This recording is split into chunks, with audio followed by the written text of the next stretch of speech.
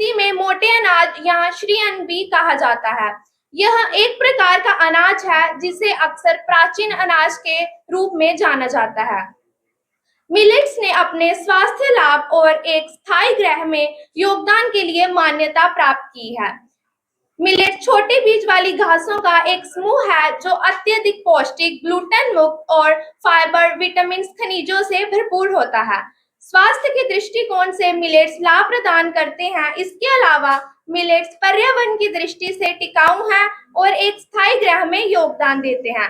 Millets सूखे के प्रति अत्यधिक लचीले होते हैं। गेहूं और चावल जैसे अन्य मुख्य अनाज की पानी का प्रयोग करते हैं। टाइप के मिलेट्स यहाँ पर दिए गए हैं। पहला मिलेट यहाँ पर दिया गया पर्ल मिलेट, जिसे हिंदी में बाजरा कहते हैं। ये जैसे देशों में उगाया जाता है। पर्ल मिलेट जो है कार्बोहाइड्रेट्स, प्रोटीन्स, विटामिन में रिच होता है। हिंदी में बाजरा को बाजरा, गुजराती में भी बाजरा कहते हैं और मराठी में बाजरा को कंपू के नाम से जाना जाता है। दूसरा मिलेट है सोरघम मिलेट, जिसे ज्वार कहते हैं। कैमल क्रॉप भी इसे कहा जाता है। यह भी बहुत सारे खनिजों से भरपूर होता है, विटामिन, कार्बोहाइड्रेट्स, प्रोटीन्स, और इनका प्रयोग हम जो है खाने की चीजों में कर सकते हैं। तीसरा मिलेट है फिंगर मिलेट, जिसे रागी के नाम से जाना जाता है। यह अफ्रीका जैसे शुष्क क्षेत्रों में उगाया जाता है और ये भी सारे खनिजों से भरपूर होता है।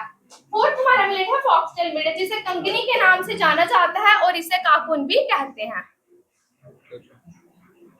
अब हम देखेंगे भारत के कौन कौन से राज्यों में कौन कौन सा मिलेट उगाया जाता है।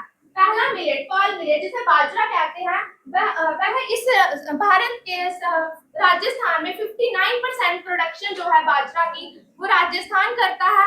दूसरे नंबर पे जो यूपी है, उत्तर प्रदेश, 15% प्रोडक्शन जो है बाजरा की यूपी करता है। उसके अलावा भी राज्य है जैसे हरियाणा, महाराष्ट्र और गुजरात। दूसरा मिलेट सोरघम, जिसे ज्वार कहते हैं। ज्वार की सबसे ज्यादा प्रोडक्शन महाराष्ट्र करता है। उसके अलावा भी कुछ राज्य हैं जो कि ज्वार की प्रोडक्शन करते हैं, जैसे उत्तर प्रदेश, कर्नाटका, आंध्र प्रदेश। तीसरा मिलेट है फिंगर मिलेट, जिसे रागी के नाम से जाना जाता है। रागी की सबसे ज्यादा प्रोडक्शन कर्नाटका में की जाती है। उसके बाद आंध्र प्रदेश, तेलंगाना, महाराष्ट्र जैसे राज्यों में भी इसकी प्रोडक्शन होती है। चौथा मिलेट है फॉक्सटेल मिलेट, जिसे कंगनी कहते हैं। कंगनी की प्रोडक्शन आंध्र प्रदेश में, कर्नाटका में, तमिलनाडु, महाराष्ट्र में होती है। प्रोडक्शन जो है उत्तर प्रदेश, बिहार, महाराष्ट्र में की जाती है। आप इस मैप में देख सकते हैं, जैसे राजस्थान के कुछ पार्ट में ज्वार की प्रोडक्शन है, यहाँ पर उत्तर प्रदेश में, महाराष्ट्र में, गोवा में, ये सारे जो है मिलेट्स यहाँ पर चिपके हुए हैं और जो कि बता रहे हैं कि कौन कौन से राज्य में कौन कौन से मिलेट प्रोड्यूस किए जाते हैं। 1950 से 55 के सेंसस के अकॉर्डिंग अगर हम देखें तो मिलेट्स की प्रोडक्शन थी वो थी 21.30 लाख टन, और 2060 से 20 का सेंसस अगर हम देखें तो इसकी जो प्रोडक्शन है वो सिर्फ 4.01 लाख टन ही रह चुकी है। जिसके मेजर कारण क्या है? Increased rice and wheat production, अर्थात चावल और गेहूं का ज्यादा उत्पादन। दूसरा इसका कारण है रैपिड अर्थात शहरीकरण। तीसरा कारण है poor demand and supply chain, अर्थात कम मांग और आपूर्ति श्रृंखला। चौथा इसका कारण है लो इन्वेस्टमेंट एंड रिट्रीब्यूशन, अर्थात कम निवेश और परीक्षण। पांचवा इसका कारण है लैक ऑफ प्रोसेसिंग टेक्नोलॉजी, अर्थात पूर्ण प्रौद्योगिकियों का अभाव।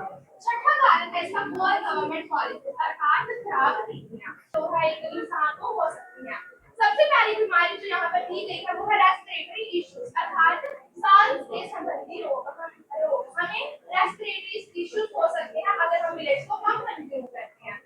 सेकंड बीमारी हमें ब्लड प्रेशर, मतलब ब्लड प्रेशर का बढ़ना घटना, ये भी मिलेट्स की कमी की वजह से हो सकता है।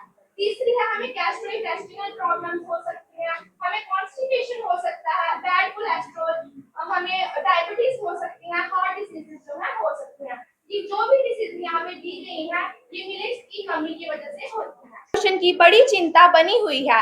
इन चुनौतियों से निपटने के लिए मिलेट एक व्यवहार्य समाधान के रूप में पोषक गुण है। प्रमोटिंग एग्रो बायोडाइवर्सिटी, अर्थात कृषि जैव विविधता को बढ़ावा देना। मोनोकल्चर फसलों को बड़े पैमाने पर खेती से एग्रो बायोडाइवर्सिटी का नुकसान हुआ है। मिलेट्स उत्पादन पर जोर देने और उसे पुनर्जीवित करने से फसल विविधता को बढ़ावा देने में मदद मिल सकती है।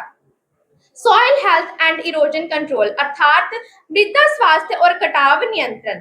मिलेट्स की जड़ उथली होती है जो मिट्टी के कटाव को रोकने में मदद करती है।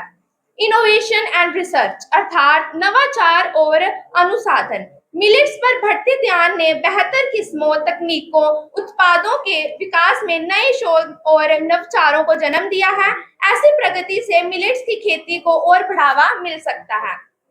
निष्कर्ष में मैं यही कहना चाहूंगी, मिलेट्स में व्यक्तिगत स्वास्थ्य को बेहतर बनाने और एक स्थायी ग्रह के निर्माण में योगदान देने की अपार क्षमता है।